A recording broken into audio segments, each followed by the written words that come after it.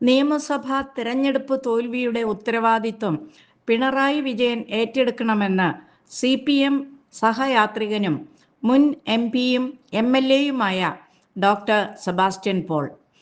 Communist മുഖ്യമന്ത്രി എന്നും പാർട്ടിക്ക് വിധേയനായി പ്രവർത്തിക്കുന്നയാളാണ്.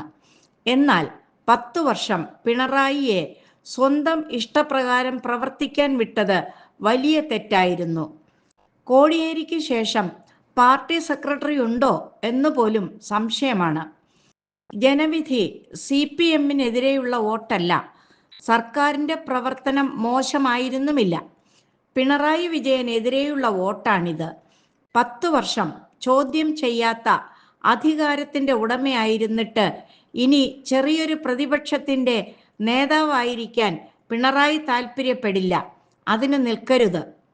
ജനാധിപത്യത്തിൽ തുടർച്ചയായ അധികാരം അഹങ്കാരിയാക്കും എന്നതിന് ഏറെ അനുഭവങ്ങളുണ്ട്. എനിക്ക് തോന്നിയത് ചെയ്യും എന്ന വികാരത്തിൻ്റെ പരമകാഷ്ഠയിലായിരുന്നു മുഖ്യമന്ത്രി. ഭാഷയിലെങ്കിലും മാന്യത കാട്ടണമെന്ന് പാർട്ടിക്ക് മുഖ്യമന്ത്രിയെ ഓർമ്മിപ്പിക്കാമായിരുന്നു. വീട്ടിൽ പോയി ചോദിക്ക് എന്നൊക്കെ പറയാൻ തുടങ്ങിയാൽ തരം കിട്ടുമ്പോൾ ജനം ചോദിക്കും. LDF-നെ ചവിട്ടിക്കൂട്ടി ഷെഡിലാക്കാൻ മാത്രമുള്ള ഭരണവിരുദ്ധ വികാരം കേരളത്തിൽ പ്രകടമായിരുന്നില്ല. വിരോധം പിണറായിയോടായിരുന്നു. ധാർഷ്ട്യം എന്ന ഒറ്റ വാക്കിൽ പിണറായിയുടെ വ്യക്തിത്വത്തെ എതിരാളികൾ ഒതുക്കി. ജനാധിപത്യത്തിൽ ഭരണാധികാരിക്ക് ചേർന്ന പദസൃഷ്ടിയല്ല പിണറായി നടത്തിക്കൊണ്ടിരുന്നത്. നികൃഷ്ട ജീവി മുതൽ ഡാഷ് മോൻ വരെ അസ്വീകാര്യമായ പദപ്രയോഗങ്ങൾ അദ്ദേഹം നടത്തി. 2021 പിണറായി വിജയൻ ദീനാനുകമ്പയുള്ള ഭരണാധികാരിയായിരുന്നു. നല്ലവനും ദയാലുവുമായ മുഖ്യമന്ത്രിയെയാണ് ജനം പ്രതീക്ഷിക്കുന്നത്. മുഖ്യമന്ത്രി എന്ന നിലയിൽ പിണറായി സദാ ദുർമുഖം കാണിക്കുന്നയാളാണ്. മൈക്ക് ഓപ്പറേറ്ററോടും സ്വാഗത പ്രസംഗകയോടും തട്ടിക്കയറും. ജനാധിപത്യത്തിന് ചേരാത്ത ദേഷ്യമായിരുന്നു പിണറായിക്ക്. രണ്ടാം പിണറായി ഭരണത്തിൽ ഓരോ വോട്ടർക്കും അദ്ദേഹം അനഭിമതനായി.